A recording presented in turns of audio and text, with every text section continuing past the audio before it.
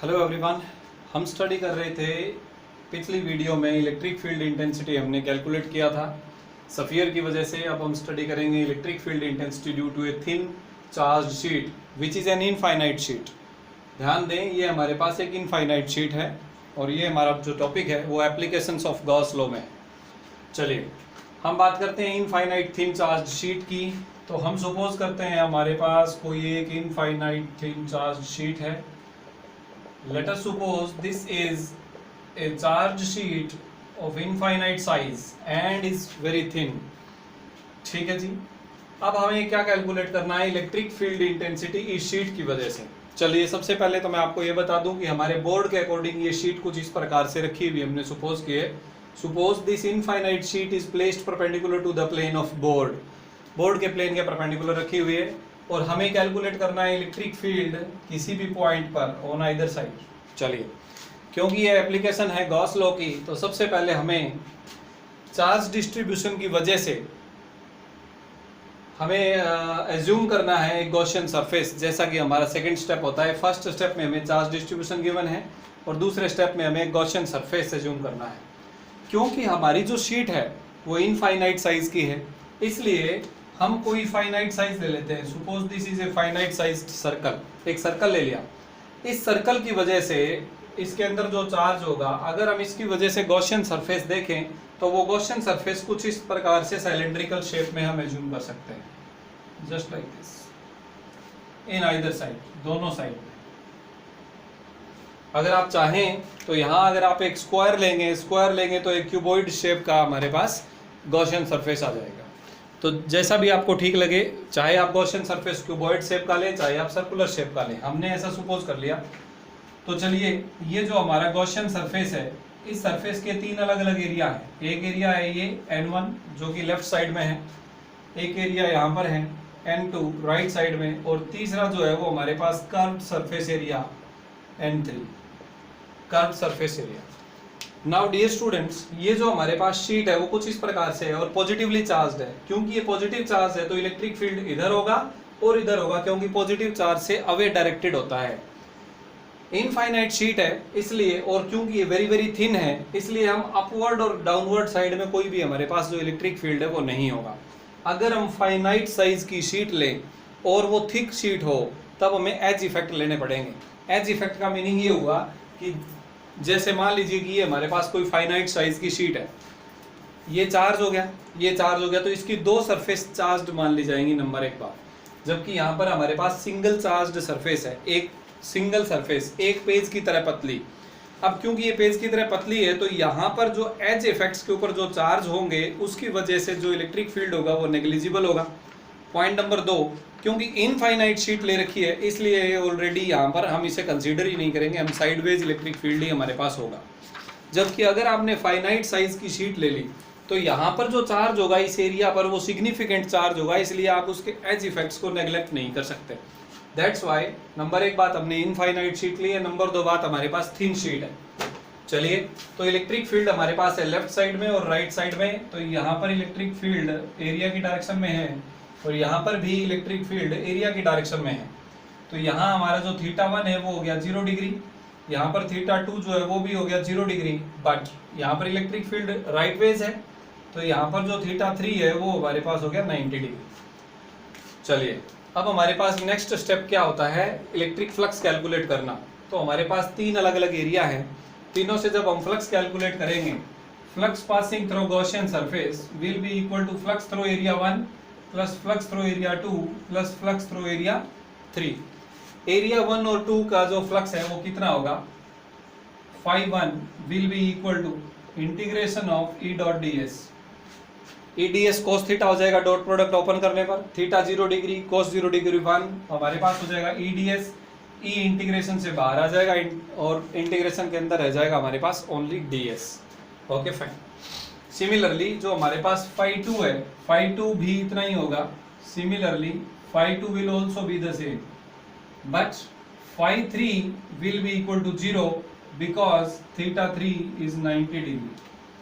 θ3 90 degree है, इसलिए जो थर्ड फ्लक्स होगा यानी साइलेंड्रिकल गॉसियन सरफेस के कर्व सरफेस एरिया में से क्रॉस होने वाला जो फ्लक्स है वो 0 होगा। अगर ये हमारा एरिया है तो यहाँ से फ्लक्स क्रॉस हो रहा है, यहाँ से फ्लक्स क्रॉस हो रहा है, यहाँ से कोई भी फ्लक्स इस प्रकार से क्रॉस नहीं हो रहा, क्योंकि हमारी ये शीट है, इसमें फील्ड इधर है और इधर है। ओके, तो ये हमारे पास टोटल फ्लक्स आ गया। इन तीनों को जब हम सम करेंगे तो टोटल फ्लक्स आ जाएगा। तो आप देखिए अगले स्टेप में आप करेंगे, मैं यही कर रहा हूँ, φ1 की वैल्यू दिस, φ2 की वैल्यू दिस, इन दोनों को ऐड करेंगे, आ जाएगा 2e into integration of ds, integration of ds।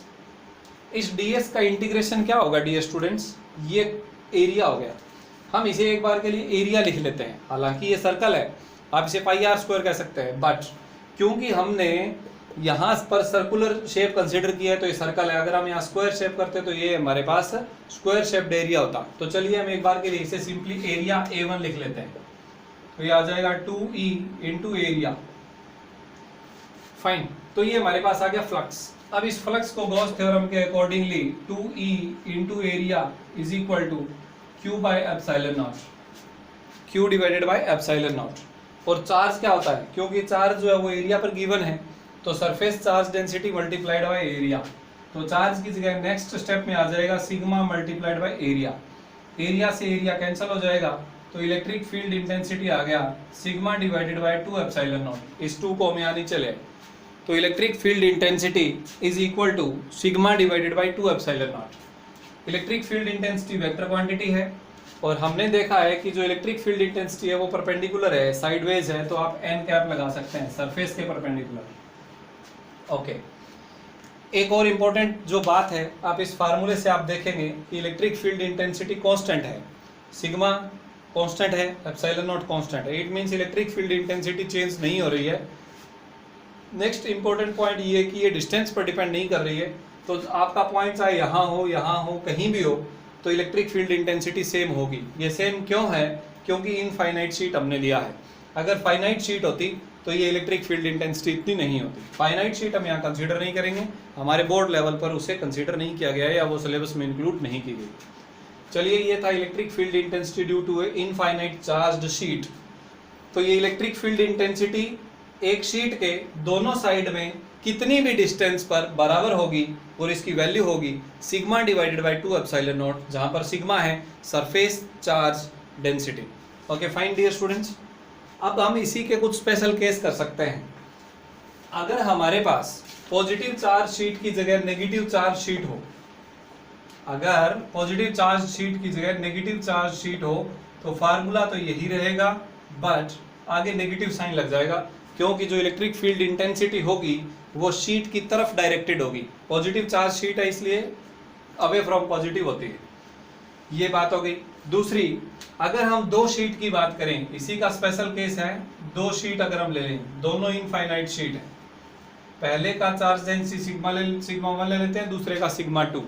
Okay, अब हमने कोई एक पॉइंट ले लिया ए। इस पॉइंट ए पर इन दोनों की वजह से फील्ड कितना होगा, पहले की वजह से फील्ड कितना होगा sigma 1 divided by 2 epsilon not, दूसरी की वजह से फील्ड कितना होगा sigma 2 divided by 2 epsilon not. क्योंकि दोनों हमने पॉजिटिव शीट मान रखी है, पॉजिटिव चार्ज, इसलिए दोनों का जो फील्ड है वो डायरेक्टेड अवे, इस पॉइंट पर दूर जाते हुए दिखाई देगा। तो हमने सिग्मा 1 बाय 2 एप्सिलॉन नॉट पहली की वजह से फील्ड, दूसरी की वजह से सिग्मा 2 बाय 2 एप्सिलॉन नॉट। तो ये टोटल फील्ड अगर हम यहाँ कैलकुलेट करना चाहें तो वो कितना आ जाएगा, ए पॉइंट पर यह आ जाएगा sigma 1 plus sigma 2 whole divided by 2 epsilon naught. Okay fine. चलिए, अगर हम इसी प्रकार यहाँ पर एक पॉइंट ले लें बी, तो पॉइंट बी पर पहली चार्ज शीट की वजह से अवे होगा इलेक्ट्रिक फील्ड, कितना होगा sigma 1 by 2 epsilon naught, similarly दूसरी का सिग्मा 2 बाय 2 एप्सिलॉन नॉट। और अगर हम टोटल निकालें तो ये हो जाएगा sigma 1 by sigma 2 whole divided by 2 epsilon naught, बिल्कुल सेम, बस डायरेक्शन चेंज है। यहाँ पर जो डायरेक्शन है वो टूवर्ड्स लेफ्ट है, यहाँ पर जो डायरेक्शन है वो टूवर्ड्स राइट है। अगर हम यही पॉइंट सी पॉइंट ले लें इन दोनों के बीच में, तो देखिए पहली शीट का फील्ड यहाँ पर डायरेक्टेड टूवर्ड्स राइट और वैल्यू होगी सिग्मा 1 बाय 2 एप्सिलॉन नॉट, और दूसरी शीट का यहाँ पर फील्ड डायरेक्टेड टूवर्ड्स लेफ्ट और formula sigma 2 by 2 epsilon naught. तो सी पॉइंट पर फील्ड कितना होगा sigma 1 minus sigma 2 divided by 2 epsilon naught, sigma 1 minus sigma 2 by 2 epsilon naught. तो ये हमारे पास आ गया। अगर सिग्मा 1 ज़्यादा है तो फील्ड लेफ्ट में राइट में होगा, अगर सिग्मा 2 ज़्यादा है तो फील्ड लेफ्ट में होगा। तो ये 3 चीज़ें आ गई हैं। अगर हमारे पास दोनों जो शीट हैं वो सिग्मा 1 और सिग्मा 2 सरफेस चार्ज डेंसिटी की हों।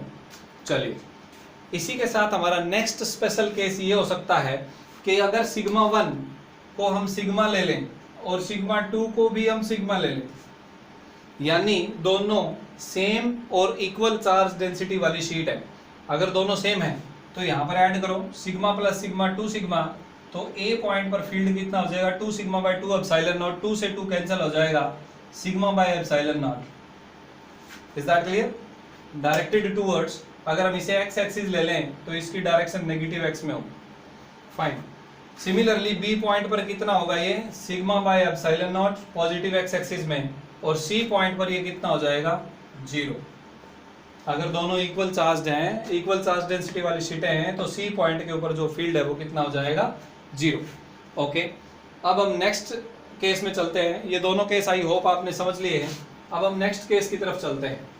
अगर इफ सिग्मा 1 पॉजिटिव सिग्मा और सिग्मा 2 नेगेटिव सिग्मा, यानी पहली शीट पॉजिटिव चार्ज हो और दूसरी नेगेटिव चार्ज हो और चार्ज डेंसिटी दोनों की वैल्यू में बराबर हो, तब क्या होगा? ए पॉइंट के ऊपर फील्ड कितना आ जाएगा सिग्मा माइनस सिग्मा यानी 0। बी पॉइंट पर फील्ड कितना आ जाएगा 0। सी पॉइंट पर फील्ड कितना आ जाएगा सिग्मा माइनस माइनस सिग्मा यानी सिग्मा प्लस सिग्मा 2 सिग्मा, 2 से 2 कैंसल यानी sigma bye epsilon not. It means ये जो रिजल्ट्स हमारे पास थे ये इंटरचेंज हो गए। पहले बीच में 0 था सेकंड केस में, लेकिन अब थर्ड केस में बीच में नॉन जीरो हो गया सिग्मा बाय एप्सिलॉन नॉट और साइड में हो गया 0। ये जो तीसरा केस हमने स्टडी किया है डियर स्टूडेंट, अगले चैप्टर में हम पढ़ेंगे। ये केस होगा कैपेसिटर का। कैपेसिटर क्या होगा? एक ऐसा सिस्टम जिसमें 2 शीटें होंगी, 2 प्लेन शीटें होंगी, एक पॉजिटिव चार्ज होगी और दूसरी नेगेटिव चार्ज होगी। इस सिस्टम को हम कैपेसिटर बोलेंगे। तो इसका मतलब जब हम कैपेसिटर स्टडी करेंगे तो कैपेसिटर प्लेट्स के बीच में इतना इलेक्ट्रिक फील्ड होगा सिग्मा बाय एप्सिलॉन नॉट, जो कि हम अभी से कैलकुलेट कर चुके हैं और इसे हम अगले चैप्टर में यूज करेंगे। ठीक है, तो इस वीडियो में इतना ही।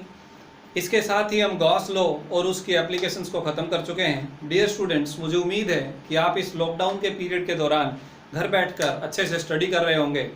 और कई बार आप लोगों को होमवर्क की भी टेंशन रहती है, तो आप लोगों का जो साथ ही में होमवर्क है, एक तो आप लोगों ने नोट्स बनाने हैं, डेरिवेशंस आपको आने चाहिए। अगर कोई डाउट है तो आप यूट्यूब के कमेंट बॉक्स में डाल सकते हैं, या फिर मेरे व्हाट्सएप नंबर पर व्हाट्सएप कर सकते हैं, या फिर जिस भी स्कूल के ग्रुप में आप जुड़े हुए हैं उस व्हाट्सएप ग्रुप में आप डालेंगे तो भी आपकी प्रॉब्लम सोल्व करके मैं उसका आंसर वहाँ पर भेजूँगा। ज़्यादा से ज़्यादा बच्चे घर बैठकर स्टडी कर सकें, इसलिए आप मेरे यूट्यूब चैनल को पहले देखिए, अगर अच्छा लगे तो दूसरे स्टूडेंट्स के साथ इसे शेयर करें और सब्सक्राइब करना ना भूलें। Thank you. तब तक के लिए आप घर रहें, खुद को, अपने परिवार को, समाज और देश को सुरक्षित रखें। जय हिंद। मिलते हैं अगली वीडियो में।